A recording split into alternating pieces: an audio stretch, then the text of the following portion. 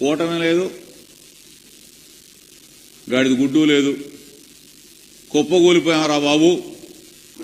చంద్రబాబు నాయుడే మాకు అసలు అతిగతి లేకుండా మాకు ఎన్ని సీట్లు వస్తున్నాయో చెప్పకుండా పారిపోయాడు, మా పరిస్థితి ఏంటని చెప్పేసి ఒకడికొకడు జుట్టు పీక్కుంటా ఉన్న పరిస్థితి చూసాం. ఏదైనా రాజకీయం చేస్తే, ఏదైనా ఎన్నిక చేస్తే విలువ ఉండాలా, విశ్వసనీయత ఉండాలా. మా లీడర్ ఉన్నాడు, దమ్ముగా ధైర్యంగా పలానా చోటకి వెళ్తాం, అది మా క్యారెక్టర్.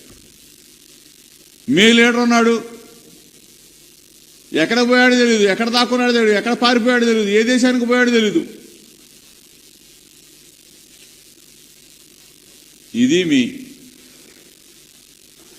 క్యారెక్టర్ లేని వెధవలు అంటారు. ఇటువంటి పరిస్థితుల్లో చంద్రబాబు నాయుడు విశ్రాంతి కోసం వెళ్ళాడా, వైద్య పరీక్షల కోసం వెళ్ళాడా, దుబాయ్ పోయాడా, ఇటలీ పోయాడా, అమెరికా పోయాడా, ఇంకెక్కడ ప్రపంచంలో ఉన్నాడు అనేది తెలియాల్సిన విషయం.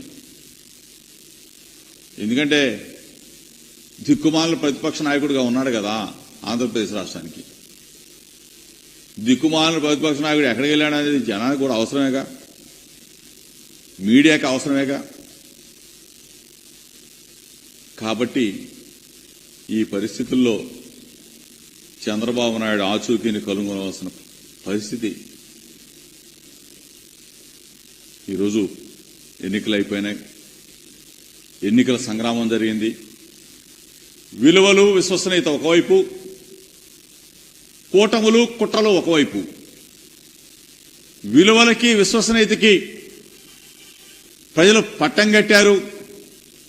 విశ్వసనీయ నేత, విలువలు గల నేత ఒక మాట చెప్తే ఆ మాట కోసం మిన్ను విరిగి మీద పడ్డ ఆ మాట కోసం నిలబడే జగనన్న వైపు జనం నిలబడ్డారు.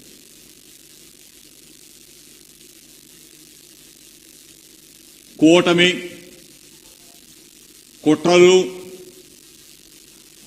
ఏ కూటమితో ఎవడు దతకడతాడో తెలీదు, ఏ కూటమితో ఎవడో పొత్తులు పెట్టుకుంటాడో తెలీదు. 2014లో ఇదే కూటమి అధికారంలోకి వచ్చింది. ఇదే కూటమి పొడుచుకున్నారు, కొట్టుకున్నారు, తిట్టుకున్నారు, కుప్ప కూలిపోయారు. మరలా ఇదే కూటమి, ఇదే తంతు 2024 ఎన్నికల్లో 3 పార్టీలు మళ్లీ కూటమిగా కలిసినాయి. అప్పుడు ఎందుకు కలిశారో తెలీదు, అప్పుడు ఎందుకు అధికారంలోకి వచ్చారు. తర్వాత కొట్టుకున్నారు, తిట్టుకున్నారు, విడిపోయారు. మరి అగైన్ మళ్లీ ఇదే ముగ్గురు కూటమి పేరుతో కుట్రలు చేయడానికి బయలుదేరారు.